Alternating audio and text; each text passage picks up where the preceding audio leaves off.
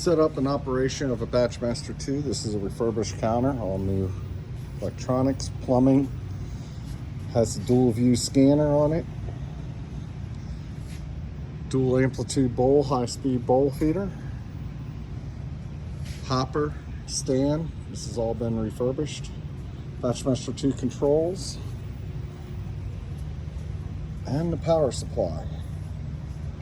On casters, adjustable stand. See, everything's to like new condition.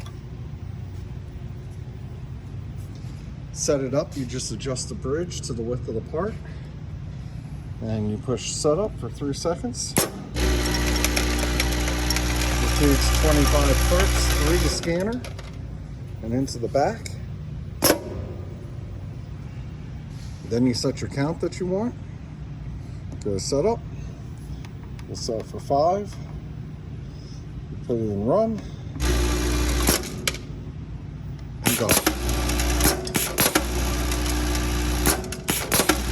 If you want it to run in auto, you can run, if it's tied into something, it'll automatically dump, but you can have it automatically run.